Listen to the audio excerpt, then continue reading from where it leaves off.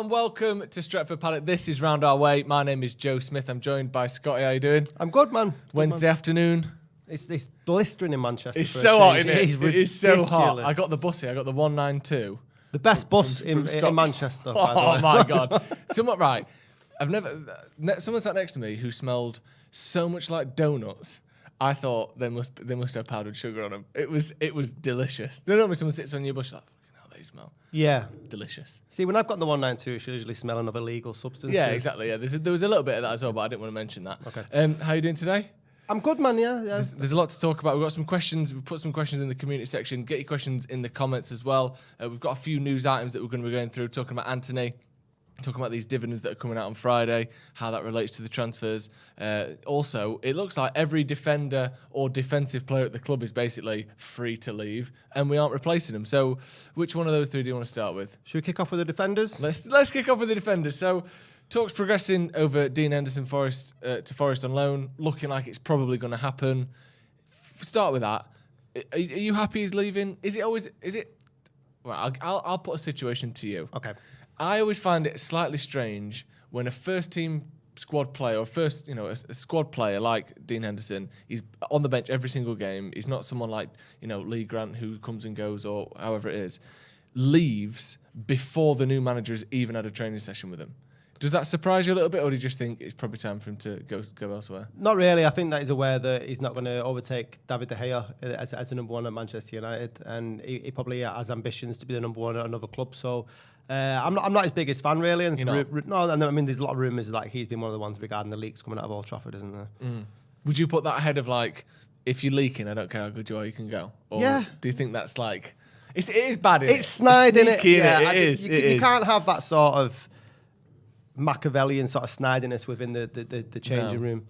You think, though, as well, like, you think football would be one of those sort of... I know, obviously, pretty much any walk of life, people who are sort of snitches or sneaky or snidey, as you say, pretty much frowned upon. But you think football, especially when it's this group game, when it's so us against them, literally by definition it is team versus everyone else, you think it would be so frowned upon that, no one would do it. And yet, especially at United, it seems to happen every season. There's a new leaker and then they get sold and then there's a new one. And then, like, I'm surprised it's so prevalent. Well, I mean that just sort of that's reflected in the situation at the club at the moment, isn't it? If you go back to, I hate harping back to the Sir Alex Ferguson days, but then it very much was a unit. They'd pull at the drawball, everybody us against the world.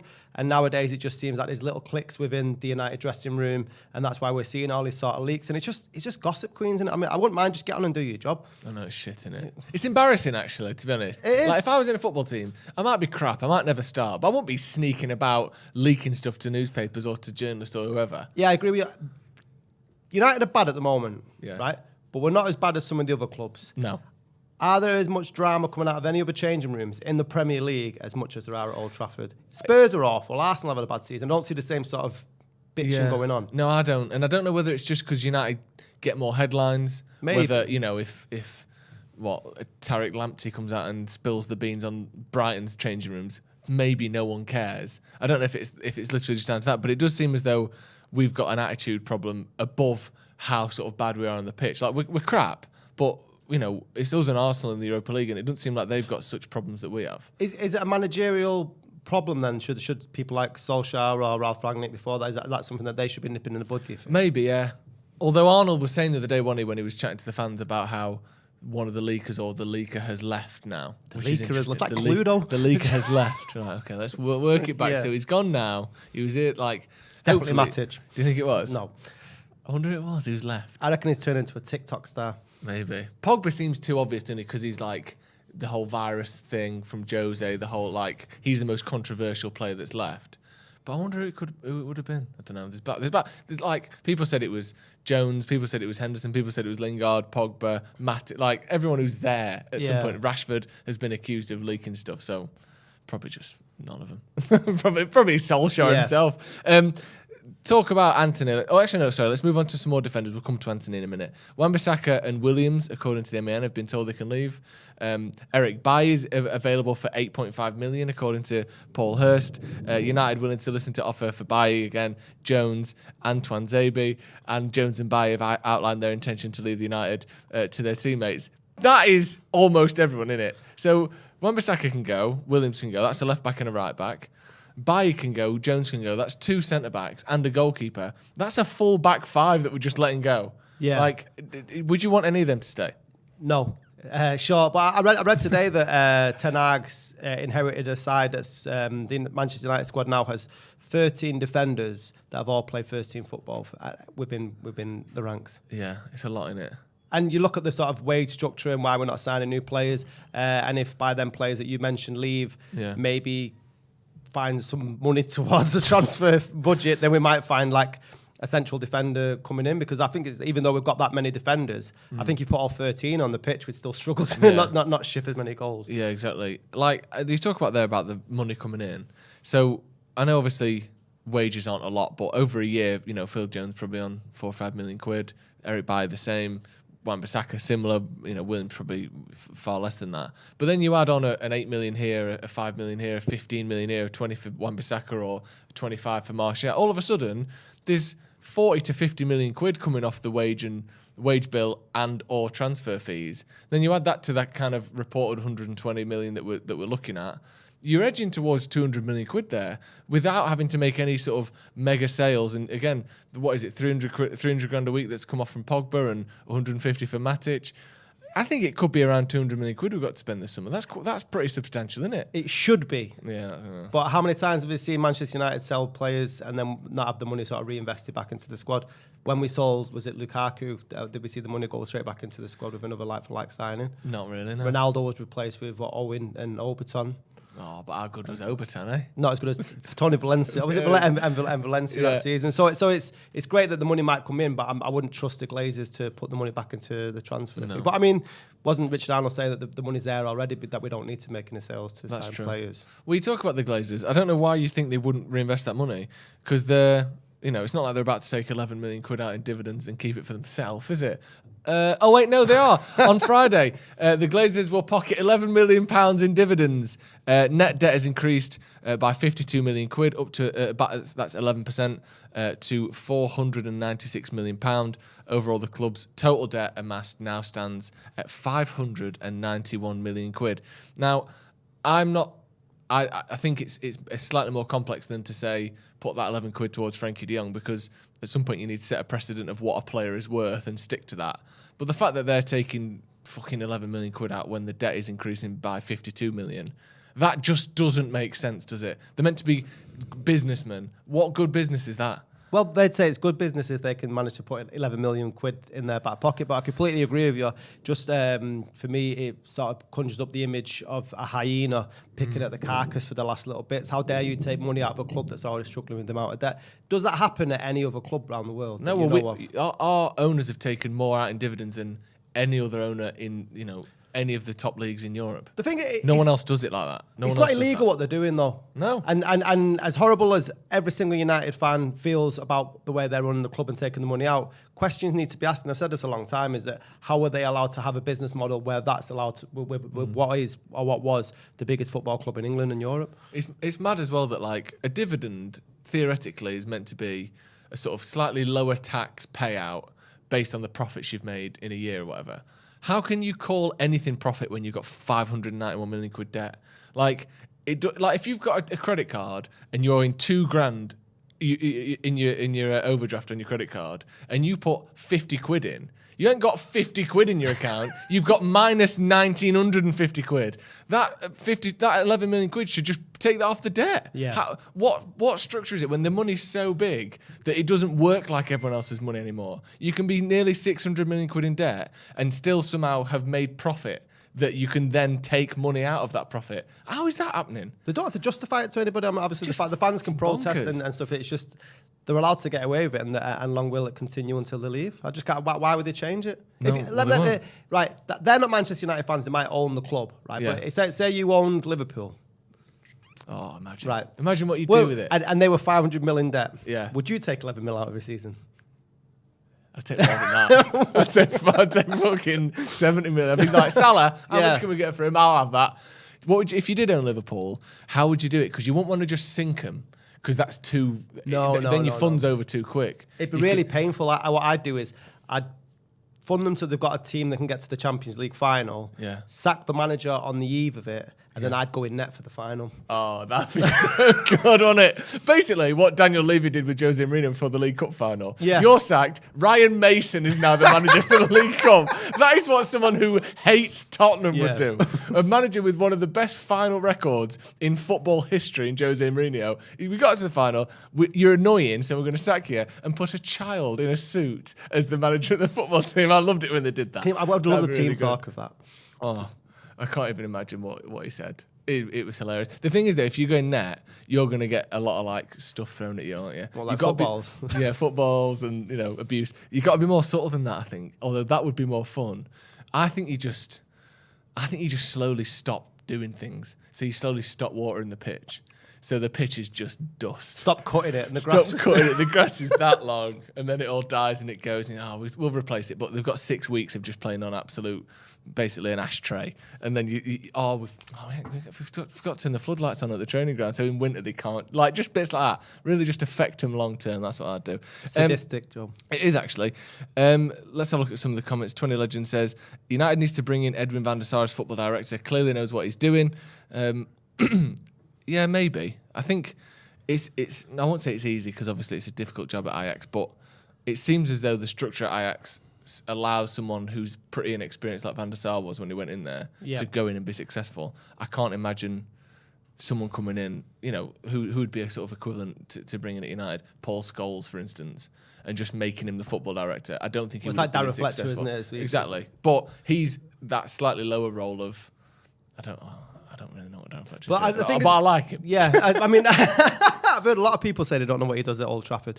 But the thing that a lot of people overlook, Ajax, whilst Van der Sar did a great job, a lot of it is down to Mark Overmars. Yeah, exactly. And I think that can't be overlooked. They got football people running the football side of the business. Yeah. And we spoke about this last week, me and Jay.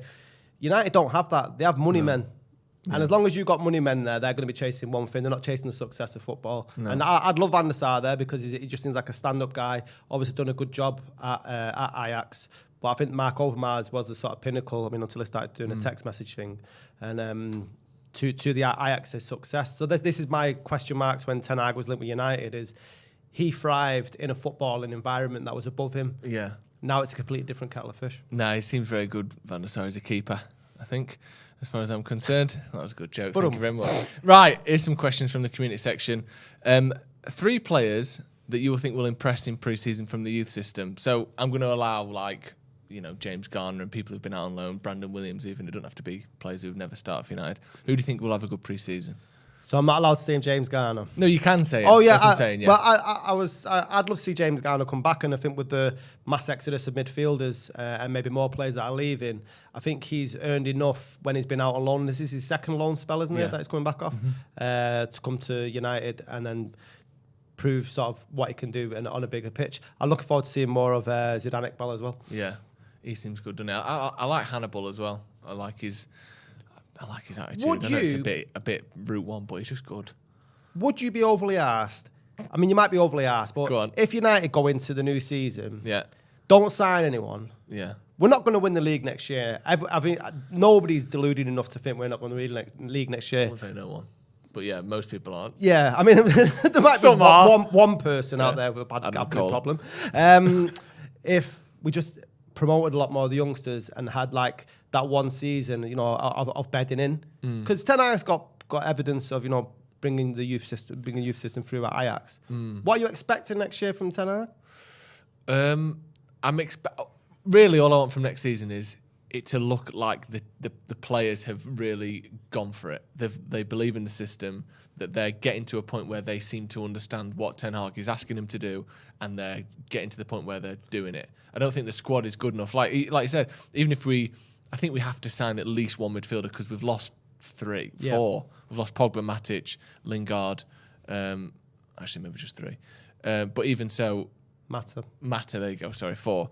So I think just for numbers, we need someone to come in. But if it wasn't a big window, I think I would still have the same expectations, which is show me that these players can follow instructions. Because under Rangnick, it was literally like they just don't listen to him. Whether that's because they don't care or whether they are incapable, just prove to me that this group of players can follow some instructions. And if we can see that after 12 months where it's like we're playing Ten Hag style of play, then we can start improving on which players aren't quite good enough to do it. It wouldn't be the end of the world because, like you said, a team with United's current squad is good enough to win the League Cup or the FA Cup or the Europa League in a good year. We've seen that. We've seen teams do that. Arsenal have won 3 or 4 FA Cups in the last 10 years. Like they've never, their squads have barely been as good as United's now. So we're not going to win the league either way. So just prove you can play to a system. That'd be my expectation. Do you not think it's easier to teach youngsters or young players coming through a new system rather than, it's the old saying, in it, trying to teach an old dog new tricks? I remember when Ralph Rangnick, hindsight's fantastic, but when he came through at Christmas, everyone was going about the gegenpressing and so exciting, wasn't it? It was, everyone was really optimistic about what was coming in. I was watching all this Godfather of football, his coach fucking, was it Klopp and Tuchel's and stuff like that. It never transpired. No. Right, so what's to say that the same players aren't going to struggle with somebody who's got like a high fluidity, high pressing football? They might, but I can't imagine that. Arsenal's players, whilst they're still shit, at least seem to be trying to follow Arteta's instructions. But it's a personality thing for me. It is, but surely we United aren't unique in how thick and uninterested our players are. Surely we haven't accidentally recruited the lowest IQ bunch of human beings in football. Shut. I like low face. Yes, we have. I mean, I wouldn't put them on the mastermind though. University. Who's the smartest guy in that team? I know Axel Tuanzebe got like 10 A stars. He doesn't play. At GCSE. No, that's true. That's probably why he's too smart. Yeah. Everyone else is like, what are you on about? Science. Who plays smart? When Ralph went in there and started talking about pressing, like, can you imagine half the faces? No. Yeah, it wouldn't have been good, would it? I feel like, Ronaldo obviously is able to do stuff. Yeah, he's intelligent. He's been around the game for a long time and played under different sort of managers. But I think some of them, I think to say that they've got a low IQ is being generous. To be absolutely honest with you. Surely, again though, do you think our team is particularly low IQ, really? Or do you just think they've not had the motivation due to a number of different sort of factors over the last few years? I don't think they're the smartest bunch. They're not the brightest crayons in the box. That's the saying, isn't it? Yeah. Not the sharpest crayons in the shed. Yeah. Whatever it is. Yeah. Yeah, I know what you mean. It does feel like they're just incapable of taking on instructions, doesn't it? Like every time we've had a manager that relies on like a real structured system of here's where you play, here's where you stand, we've not been able to do it. Like the best they ever were was under Ole, and I think he had more structure than people give him credit for. People act like he just went, go out and enjoy yourself. And I think it was more than that. But he was less rigid than Van Gaal or Jose or Rangnick. Yeah. And he got the best, he got more out of him than anyone else did in terms of week by week. Yeah, because I mean, with respect to Solskjaer, I don't think the tactics was too difficult to follow. Yeah. Lob it up when they're attacking us, hit them on the counter. It's not that difficult to follow his instructions. Yeah. But I think football now, which is evident in the teams like Liverpool and Man City, the football that you have to play, you need to be smarter than what they are. Yeah, definitely. I think that's one thing with Ten Hag I do expect. I want us to look like every single week there's a plan, and it's a plan that allows us to control games. I feel like too much. Jose, obviously, by design, we didn't really control games against the big teams. Ole, again, similar thing. We sat back a lot against the top teams. But I just want us to look like we know how to rotate through possession. We know how to pass the ball through midfield. We can control games consistently. That's really all I want to see from that first season. Let's talk about Antony. Yep. For anyone who don't know, we did a video on him yesterday, Jay and I, talking about basically where he came from, his style of play, just what he's good at. He's an excellent dribbler. He's very direct. He loves having shots, and he produces a lot for his teammates as well. Recent hours, Goal have reported that Antony basically has verbally agreed that he would like to join Man United. They apparently Ajax want, and this is what annoys me about transfer window. I quite like all the bidding and this and that, and this person says this and this person says that, and the rumours. I quite enjoy it actually, the whole circus of it. But what I don't like is when one person says Ajax will accept. It was 40 million yesterday, and then I saw on the train here they want in excess of 70 million euros. Now I'm seeing 50 million euros. I don't understand that. I don't understand how his valuation can double overnight. But the reports are that they want around 50 million quid for him. United need someone in attacking positions, don't they? Like Greenwood might never play for the club again. Cavani's left. Lingard's left. Martial will either barely play or will leave next season. We've got Sancho, Ronaldo, and Rashford, and that's about it at the minute. Yeah, it's definitely a situation on the pitch where we need to improve on, probably more so than defence. Maybe midfield probably where we would ideally target majority. But I think Antony would be a great signing. But does that mean Sancho's going to be playing on the right all next season? Because he drifted between both sides, and I'm not too sure what his best is. I think he performed on the left side for Dortmund a lot. Yeah. So that'd be interesting. And what does that mean for Rashford? Because for me, Rashford isn't an out-and-out number 9. No. The thing is, we need multiple players in each position, don't we? Like City have been, unfortunately, the best at that. They've got like 15 players that have all played 30 plus games for them. Whereas United, it seems like, Rashford's had been an odd case this last season because he got dropped. But traditionally, when he's fit, he plays.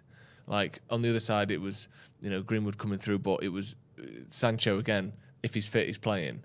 Whereas we need really to have.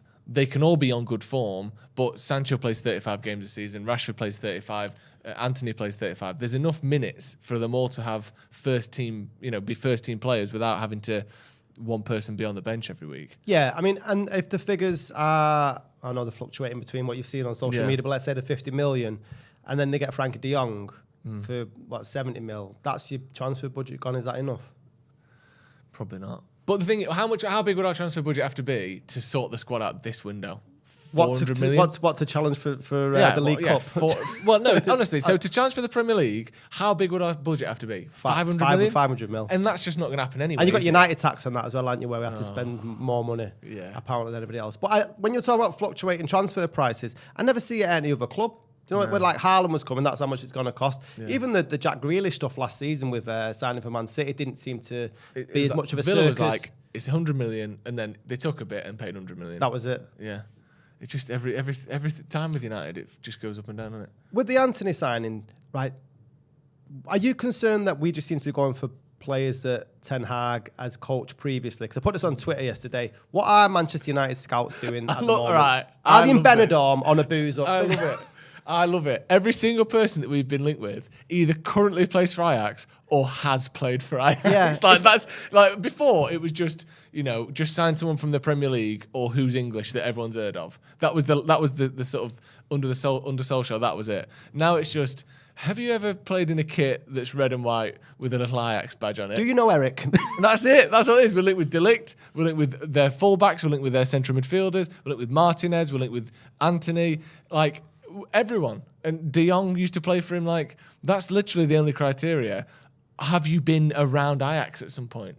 It's a bit basic, isn't it? It's very worrying. I mean, I think this week, yesterday marks 2 months since Ten Hag was announced that he was going to be the new Man United manager.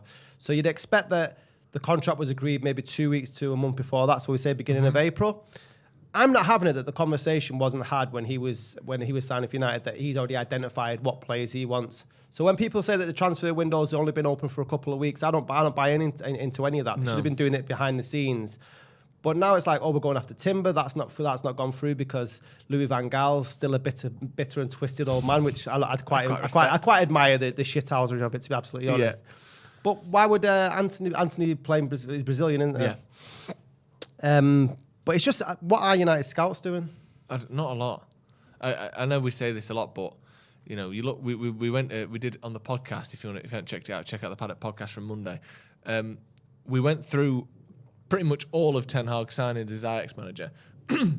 Now, obviously, he has his input and he picks players and he suggests players, but 50% of that is coming from the scouts and the director of football and connections that they found. The amount of players that they have either brought in for almost all of the signings was under 20 million, first of all. And they've either sold on for a lot more money or they are now worth a lot more money. Like Antony was 14 million quid they got him for only 2 years ago as well. And now we're looking at 50 million plus. United don't buy players for less than 20 million. And if they do, unfortunately, they just don't make it into the first team. And we don't sell them for profit. We just sort of let them linger, and then eventually they'll sort of go on a loan or they'll leave on a free. But United just can't make profit or can't get. We wouldn't do it the same way where we're going for profit. Obviously, if a player's worth 70 million, that means they're good enough for the first team. but we don't improve the value of players. I'll ask you, because we did it on the podcast. Name a player in our squad now that we bought that is worth more now than he was when we bought him. De Gea. Probably just because of inflation, really. Because he was 18 million. I reckon you'd get a 25 for him ish because of how much he's on. Like there's none. We don't. Again, I don't want us to sell our best players when they get good, but you think the value would be there. Yeah. We don't buy it like Freddie's. You don't move into a house and hope it decreases in value. Exactly. Yeah. Freddie's worth less. Shaw is worth less. Varane is probably worth a similar amount. Like. Is that because we were paying too much? I just think it's because we're a mixture of we pay too much for players, but also we don't get bargains because our scouting is so basic. And also we've signed some shit players. Yeah. Not just have they sort of stayed the same. We've overplayed for so many players. It's embarrassing, really, isn't it? God, not one. Honestly, there's not one. Bruno, that's it. Bruno's the only one. We paid 46. You probably get 70 million for Bruno. He's a very good player. Yeah. I don't know who'd pay 70 million for him though. PSG. Real Madrid, I don't know. I don't think he gets into them teams. Maybe not. I think he's close, though. Right, we've got a couple more comments from the community section.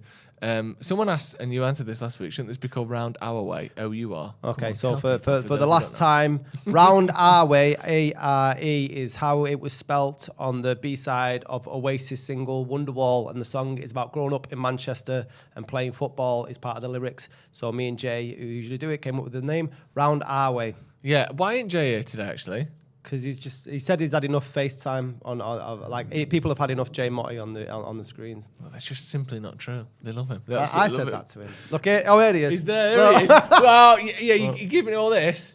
No one can hear you, mate. No one can hear you because we've got the microphones and you haven't. Yeah, that's what I thought. Some strange sign language going on there by Jay. Interesting. I don't know why the finger went around the back and everything. So it says, why is Man United trying to sign Erickson? We already have Fernandes and Van der Beek. Do we need another number 10? Yeah, what are your thoughts on the Erickson? I think it's a free transfer, but what are your thoughts? Get him, sign him. He might be all we get. I think he's talented enough to come into United and do a job. I've said this before. It's a no-brainer as far as I'm concerned. Yeah. It's like wages isn't going to be a massive issue. He's got a great experience. What is he? 30 years old. Yeah. Played good on an international stage. Played at Spurs. Won the Scudetto at Inter. So I think he'd be a good role model for the younger players that we expect to come through next season. I don't think you can build a side around him. No. But I think he proved towards the end of the season for Brentford that he can play week in, week out, and regarding any worry about his fitness concerns, I just don't think they're there anymore. No, me neither. And also, let's be honest, if he's cleared to play, that's it. Yeah. I'm sure he's got maybe a slightly more expensive insurance than the rest of the squad, but I mean, he's a human being who doctors have said you're all right, so he's all right. I don't think he'd play if there was any risks. No, exactly. No. Yeah, exactly. Siddharth says, hey lads, anyone coming down to Perth, Australia for pre-season? Yeah, I won't be in Perth because I'm going to Melbourne but not Perth, but Jay and Adam will both be in Perth, so I don't know if there's any plans for any meetups or anything like that, but if there is, we'll make sure the information is out there. Anyone who's around Perth or any part of the tour will be, we're more than happy to see people and meet people if that's what people fancy doing, having a chat and a beer and all that. Andrew says, we chased glory with young players and then they fell hard and no one could solve the problem. This is modern football. Big clubs use their talent. That's why we need to keep spicing up the team. Do you think that there's an issue that if you do play young players, you can have this where they just don't have what it takes to take you to that next level and you end up ruining careers and people sort of ruining careers? Well, people surely them not being good enough is the reason the career dwindles. Yeah, I would agree with that. But there's a lot of people. For instance, Rashford is someone who people reference as he got played too much. He's a young player that should have been sort of held back a little bit for his own sake physically. Does that sort of worry you? No, just 2 words: Kylian Mbappe.